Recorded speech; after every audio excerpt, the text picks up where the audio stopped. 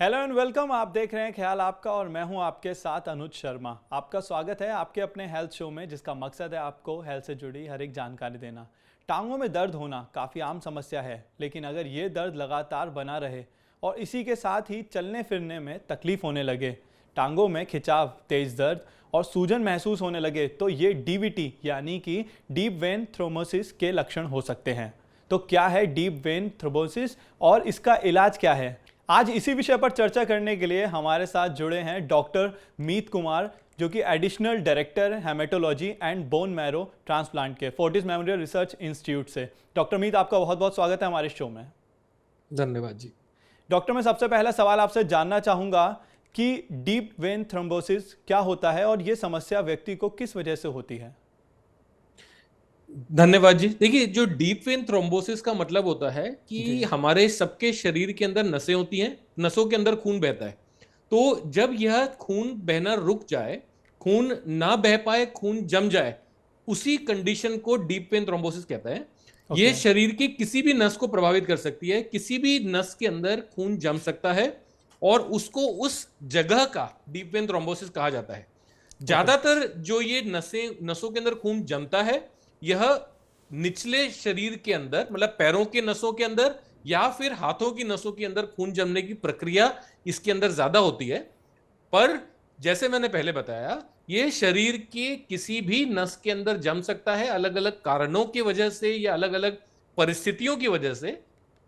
पर मूल कारण है डीप वेन थ्रोम्बोसिस का खून का जमना। ओके। डॉक्टर मीत, मैं आपसे जानना चाहूँगा इसमें व्यक्ति को किस तरह के लक्षण महसूस होते हैं? देखिए, ये बहुत अपने जरूरी सवाल पूछा है कि भाई हम आपको आपके श्रोताओं तक जब हम बात पहुंचाना चाहेंगे इस बीमारी के बारे में या इस कंडीशन के बारे में, जी। सबसे पहली चीज है कि डीप वेन थ्रोम्बोसिस अपने आप में कोई बीमारी नहीं है। ओके। यह एक सिम्टम है कि भाई खून जम गया है। पर खून क्यों जम गया है वो जानना जरूरी होता है। तो यदि कोई भी डॉक्टर आपको ये बताता है कि भाई मेरे आपके शरीर के अंदर थ्रोम्बोसिस हो गया है, डीप वेन थ्रोम्बोसिस हो गया है, तो उसका रीजन क्या है, कारण क्या है? भाई मेरे अंदर तो खून नहीं जमता, आपके अंदर तो खून नहीं जमता। तो जी। किसी व्यक्ति के अंदर यदि खून जमा है नॉर्मल कंडीशन में, तो उसका कुछ ना कुछ कारण है। ओके। तो उस कारण को ढूंढना जरूरी है, आइडेंटिफाई करना जरूरी है। उसको जब तक ठीक नहीं करेंगे, तब तक के लिए डीप वेन थ्रोम्बोसिस को, जो खून जमा हुआ है, सिर्फ उसको ट्रीट करने से बहुत ज्यादा फायदा नहीं होगा। ओके। दूसरी चीज कि जो आपने सवाल पूछा कि लक्षण क्या होते हैं, जी। जैसे पैरों के अंदर मैंने बताया कि सबसे ज्यादा साधारण जो जगह होती है जहां पर खून जमता है, जिन नसों के अंदर खून जमता है, वो निचले पैरों के अंदर, मतलब जो आपका घुटने से नीचे के पैर की पार्ट है, या फिर इवन एड़ी के आसपास का पार्ट है, उस जगह की नसों के अंदर।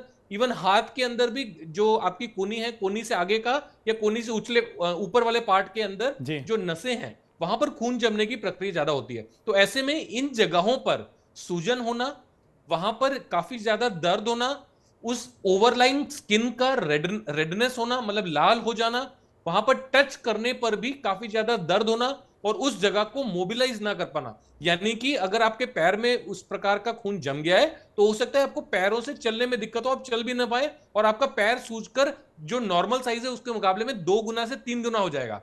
आप जब ओके। एड़ी को मोड़ने की कोशिश करेंगे तो वो मुड़ेगी नहीं। क्यों? क्योंकि उसके पीछे वाली जो मसल्स हैं, वो मसल स्ट्रेच करेंगी, और जब वहां पर खून जमा हुआ है, तो वो मसल स्ट्रेच होने की वजह से जो सुपरफिशियल एडिमा है, वहां पर जो टिश्यू के अंदर सूजन आ रखी है, उसकी वजह से वहां पर काफी ज्यादा दर्द होगा। तो ओके। ऐसे में आपको डेफिनेटली किसी डॉक्टर के पास तो इतनी ज्यादा तकलीफों की वजह से जाना ही पड़ेगा।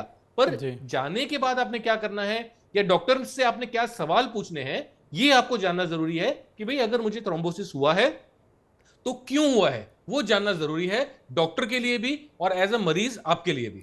डॉक्टर, मैं मीत में यही जानना चाहूँगा अपने इस सवाल में कि किन लोगों को ये समस्या सबसे ज़्यादा होती है और किन परिस्थितियों में डीवीटी की समस्या होने की आशंका हो सकती है? देखो, बहुत सी कंडीशंस हैं जिसके अंदर डीवीटी होने की संभावना बढ़ जाती है। जी। उदाहरण के तौर पर महिलाएं जो कि कॉन्ट्रासेप्टिव पिल्स यूज करती हैं, उसके अंदर खून गाढ़ा होने की क्षमता होती है। जो ओरल कॉन्ट्रासेप्शन के ऊपर महिलाएं होती हैं, उस टैबलेट्स के अंदर नॉरएथिस्टेरोन की वजह से खून थोड़ा सा गाढ़ा हो जाता है। तो जिन जी। व्यक्तियों का खून जिस भी वजह से थोड़ा सा गाढ़ा होगा, उन व्यक्तियों के अंदर खून जमने की प्रक्रिया साधारणतः बढ़ जाएगी। तो ओके। लॉजिक इतना ही है। तो उसमें से एक कारण होता है कुछ दवाइयां, जैसे मैंने आपको बताया, नॉरएथिस्टेरोन जो कॉन्ट्रासेप्टिव पिल्स होती हैं, उसकी वजह से खून गाढ़ा हो जाता है। इसके अलावा कुछ लोग ऐसे होते हैं जो कि सीडेंटरी लाइफस्टाइल वाले होते हैं। सीडेंटरी लाइफस्टाइल का मतलब होता है कि जो ज्यादा एक्सरसाइज नहीं करते हैं, उसके अंदर खून का प्रवाह रखने के लिए मसल्स की एक्टिविटी ज्यादा होती है। तो ओके। मसल्स अगर एक्टिव नहीं होंगी सीडेंटरी लाइफस्टाइल की वजह से, तो उनके अंदर खून जमने की टेंडेंसी बढ़ जाती है। तीसरी चीज, जो ट्रैफिक लाइट पर जो जो हमारे पुलिस कर्मचारी खड़े होते हैं, जो हमारे मित्र पुलिस कर्मचारी खड़े होते हैं, जी। उनके अंदर स्टेसिस हो जाता है। स्टेसिस का मतलब होता है मसल्स का बैक फ्लो हैम्पर्ड होता है, जो ब्लड का बैक फ्लो हैम्पर्ड होता है, क्योंकि वो कॉन्स्टेंटली खड़े रहते हैं। मसल के जो वेन्स के परफोरेटर होते हैं वो वीक हो जाते हैं, खून जमने की टेंडेंसी उनके अंदर भी बढ़ जाती है। ओके। ऐसे ही कंडीशन में प्रेगनेंसी, जो कि अपने आप में एक कंडीशन है जिसके अंदर खून गाढ़ा हो जाता है, उनके अंदर भी इस प्रकार के थ्रोम्बोसिस होने की संभावना बढ़ जाती है। शरीर में यदि कहीं पर गांठें हैं, जैसे लिम्फ नोड की स्वेलिंग है, तो वो जो नसों के ऊपर दबाव डालने की वजह से उसके पिछले पार्ट का खून रक्त प्रवाह की गति धीमे हो जाती है, उसकी वजह से डीवीटी हो सकता है। कुछ लोग ऐसे होते हैं जो बेड रिडन होते हैं, जी। उनके अंदर इस प्रकार की चीजें होने की संभावना बढ़ जाती है। इसीलिए आज की तारीख में बोलते हैं कि जो आईसीयू के मरीज होते हैं, उसके अंदर एक काफ पंप दिया जाता है, जिससे मसल्स कॉन्स्टेंटली एक्टिव रहती हैं, ब्लड फ्लो बना रहता है, और जिसकी वजह से डीवीटी होने की संभावना कम हो जाती है। तो मूल कारण यदि हम लोग पकड़ें कि भाई किसी व्यक्ति को यदि डीवीटी हुआ तो क्यों हुआ, तो उसका 2 या 3 ही मूल कारण होते हैं कि किसी भी वजह से खून गाढ़ा हो जाए, चाहे वो दवाइयों की वजह से हो, चाहे हार्मोन्स की वजह से हो, चाहे किसी और वजह से हो। खून के प्रवाह में किसी वजह से रुकावट आए, चाहे वो मैकेनिकल ऑब्स्ट्रक्शन हो, एनाटॉमिकल ऑब्स्ट्रक्शन हो, कुछ भी हो, पर उसकी वजह से खून के बहने में दिक्कत आ रही है, या फिर पेशेंट का सीडेंटरी लाइफस्टाइल है। तो ये 2-3 कारण ऐसे साधारण से कारण हैं जिसकी वजह से खून के जमने की संभावना बढ़ जाती है। ओके। डॉक्टर, जो महिलाएं घर पे रहती हैं भारत में, उन लोगों को ये बीमारी बहुत देखने को मिलती है, बहुत कॉमन सी बीमारी है उन लोगों के लिए, तो इसका क्या कारण है? देखिए, इसके अंदर ना, जैसे मैंने आपको बताया कि महिलाएं एक तो दो धारी तलवार से जूझती हैं, कि एक तो प्रेगनेंसी के दौरान में, जैसे मैंने बताया, खून गाढ़ा हो जाता है, ऐसे में खून जमने की संभावना बढ़ जाती है। दूसरी चीज, जो कॉन्ट्रासेप्शन पर फीमेल्स होती हैं, ओरल कॉन्ट्रासेप्शन पर, उनके अंदर भी खून गाढ़ा हो जाता है। तीसरी संभावना, कुछ जेनेटिक डिजीजेस होती हैं जिसकी वजह से खून थोड़ा सा गाढ़ा हो जाता है, और उस प्रकार की जेनेटिक डिजीजेस भी महिलाओं में ज्यादा कॉमन होती है। तो ओके। यह सारे के सारे फैक्टर्स जो हैं, यह सारे के सारे फैक्टर्स कॉमन होने की वजह से फीमेल्स के अंदर, उनके अंदर यह पाया गया है कि खून जमने की टेंडेंसी थोड़ी सी ज्यादा होती है। कुछ ओके। ऐसी बीमारियां होती हैं जिसे हम लोग ऑटो इम्यून डिजीजेस कहते हैं। ऑटो इम्यून डिजीजेस का मतलब होता है कि खून को गाढ़ा करने वाले पदार्थ जो शरीर में होते हैं, कुछ ऐसी बीमारियां होती है जिसके अंदर वो पदार्थ बढ़ जाते हैं। उस कंडीशन को कहते ओके। हैं anti phospholipid antibody syndrome, APLA syndrome उसे कहते हैं। यह भी इस प्रकार की ऑटोइम्यून बीमारियां भी महिलाओं में ही ज्यादा होती हैं। तो ओके। आपका जो ऑब्जर्वेशन है वो बिल्कुल सही है कि महिलाओं के अंदर यह प्रकार की बीमारियां थोड़ी ज्यादा होती हैं पुरुषों के संदर्भ के मुकाबले में। पर उसका कारण, जैसे मैंने बताया, डॉक्टर ये मीत सारे के सारे डॉक्टर मीत, सोशल मैं फैक्टर्स अगले भी सवाल की हैं। तरफ आगे बढ़ना चाहूंगा। भारत में डीवीटी जी, कितने % लोगों को प्रभावित करता है, मैं आपसे ये जानना चाहूंगा। देखिए, इसका ओवरऑल इंसिडेंस मैं समझता हूं 2 से 4% के आसपास का होगा। यह बहुत कम नहीं है। ओके। हो सकता है इससे थोड़ा सा कम हो, बट उसके बावजूद भी यह कोई अनकॉमन बीमारी नहीं है। हमारे पास हमें ज्यादा देखने को मिलती है, क्योंकि इस प्रकार की बीमारियों के प्राइमरी इलाज जो करने वाले डॉक्टर होते हैं वो हिमेटोलॉजिस्ट होते हैं, ब्लड के डॉक्टर होते हैं। तो हमारे पास या कार्डियक सर्जन के पास ही मैक्सिमम इस प्रकार के मरीज आते हैं। बट ओवरऑल जनता के अंदर इसका इंसिडेंस करीबन 2% के आसपास होगा। ये हमारी डेटा बोलता है। ओके। डॉक्टर मीत, डीवीटी की वजह से व्यक्ति को कौन सी दिक्कतें या फिर परेशानियों का सामना, बीमारियों का सामना करना पड़ सकता है? देखिए, जैसे मैंने बताया कि डीवीटी अपने आप में एक सिर्फ लक्षण है। जी। तो उसके 2 प्रकार की, एक तो कारण ढूंढना है, दूसरा चीज होता है इसके अंदर कि हमने उसको प्रोग्रेशन को रोकना है। प्रोग्रेशन को रोकने से मतलब है कि किसी व्यक्ति के पैर में खून जम गया, अब वहां पर जो खून जमा हुआ है उसका एक पार्ट टूट करके जाके आगे नसों में बहता हुआ दिमाग में जा सकता है, और दिमाग में जाके स्ट्रोक कर सकता है। इसी तरह से वो जो ब्लड क्लॉट है, उसका एक पार्ट, जो आगे वाला पार्ट है, वो टूट करके जाके हार्ट की ब्लड वेसल्स में जाके रुक सकता है, और वहां पर हार्ट अटैक करा सकता है। वही पार्ट यदि जो लंग्स की वेन्स हैं उसके अंदर जाके अटक जाता है, तो उसकी वजह से पल्मोनरी एम्बोलिज्म करा सकता है। ये सारे के सारे जो टूट के, जो क्लॉट का एक पार्ट टूट करके अलग अलग जगहों पर जा सकता है, वो जानलेवा हो सकता है। ओके। तो क्लॉट की वजह से बचने की जरूरत है ताकि वो टूट करके आगे ना बढ़े। इसीलिए कुछ कंडीशंस में आपको जो सर्जन होते हैं वो बोलते हैं कि इसके अंदर डीवीटी फिल्टर लगाने की जरूरत होती है जिससे वो बढ़ करके आगे ना जाए। तो ओके इसी प्रकार के इलाजों से इस बीमारी को कंट्रोल करना है और खतरनाक अंजाम होने से बचाना है। ओके डॉक्टर मीत, हमने इसके क्या कहते हैं टेस्ट के बारे, हमने इसके क्या कहते हैं सिम्टम्स के बारे में जाना। अब मैं आपसे ये जानना चाहूँगा कि कौन से टेस्ट से पता चलता है कि आपको डीवीटी है और इसका इलाज कैसे किया जाता है, इलाज की प्रक्रिया क्या होती है? देखिए, दो चीजें होती हैं कि सबसे पहले तो कैसे पता लगाया जाता है, जैसे आपने सवाल किया कि भाई जी डायग्नोसिस कैसे होता है, जी और दूसरा पार्ट है उसका ट्रीटमेंट कैसे होता है। सबसे जी पहले मैं डायग्नोसिस के बारे में बताऊंगा। पेशेंट को यूजुअली जहां पर भी थ्रोम्बोसिस हुआ है, वीनस थ्रोम्बोसिस जहां भी हुआ है, उससे रिलेटेड पेशेंट्स को कुछ ना कुछ सिम्टम्स आएंगे। जैसे मैंने बात किया कि यदि पैरों में हुआ है तो पैरों में सूजन आना, इस तरह की सिम्टम्स आएंगे। हाथों में हुआ है तो हाथों में सूजन आएगी, पेन होगा, मूव नहीं कर पाएंगे। इसी तरह से पोर्टल वेन थ्रोम्बोसिस किसी को हुआ है, मिजेंट्रिक वेन थ्रोम्बोसिस हुआ है, स्प्लैंक्निक वेन थ्रोम्बोसिस, पेट के अंदर की जितनी नसें हैं उसके अंदर यदि किसी के अंदर खून का जमाव हुआ है तो उसकी वजह से पेट में दर्द होना, लिवर के ऊपर असर पड़ना, तिल्ली के ऊपर असर पड़ना, पैंक्रियाज के अंदर सूजन आना, पेट का इतना ज्यादा दर्द होना, उल्टियां होते रहना, लूज मोशन होना, तो ये सारे के सारे सिम्टम्स पेट की अगर आंतों की नसों के अंदर खून जम जाए उसकी वजह से हो सकते हैं। ओके यदि किसी की जो आंतें हैं, आंतों के जो नसें, आंतों के अंदर भी नसें होती हैं, जी उसके अंदर यदि खून जम जाए तो आंतों का गैंग्रीन हो सकता है।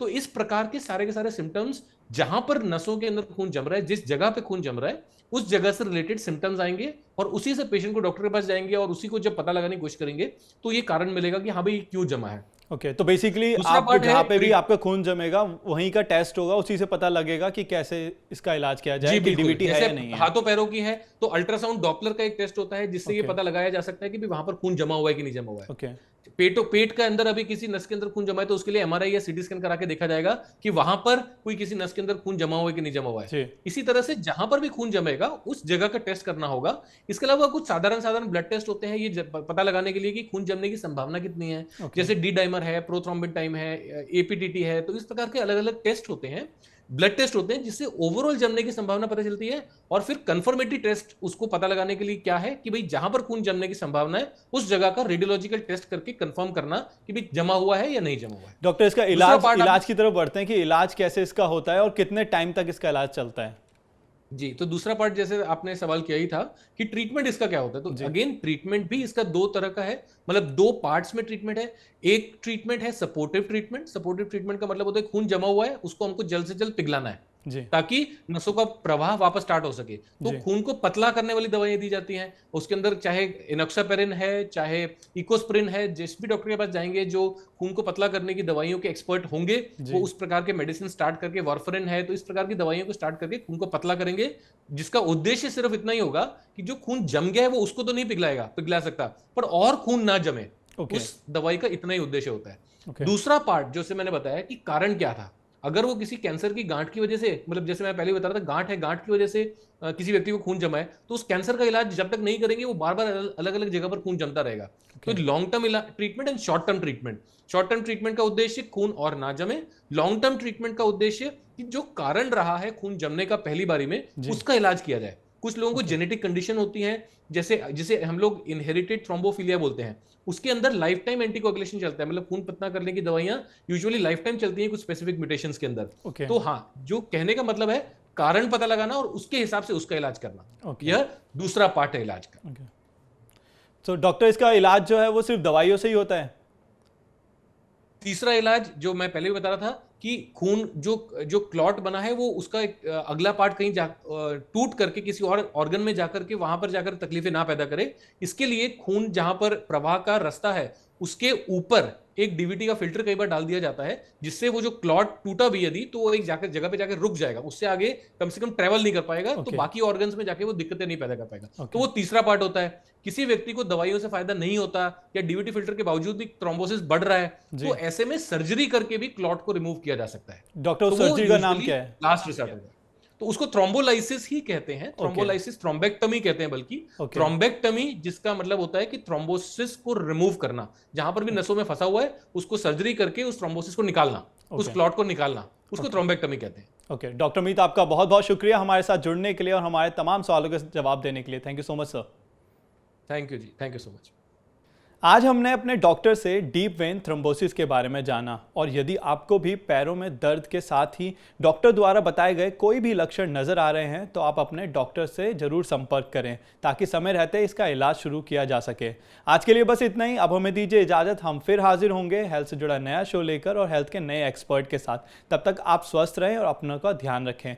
चलते चलते हम आपको बताना चाहते हैं TV9 डिजिटल के न्यू इनिशिएटिव TV9 वैन के बारे में। आखिरकार क्या है ये न्यू इनिशिएटिव, देखते हैं इस छोटी सी वीडियो में। Today, doctors are busier than ever providing care and advice to patients. And the reality is that an average patient now spends much more time in the waiting room than in the doctor's chamber. With such a captive audience, it's time to put their wait time to good use. Introducing TV9 Waiting Area Network that provides premium patient engagement experience through engaging and informative videos. These videos are created keeping in mind an Indian patient seeking medical attention. TV9 Waiting Area Network provides a perfect platform for educating the patients on everything a doctor's practice has to offer while elevating the doctor's brand at the same time. As a doctor, all you need is to have Wi-Fi at your clinic and we'll take care of the rest. We provide you with a TV, a media player, your clinic profile, and a playlist customized as per your practice. Combine all this with the regular news updates from TV9 and you have an awesome branding and marketing tool for your clinic. Write to us at van@tv9.com and we'll get in touch with you to set up our solution at your premises.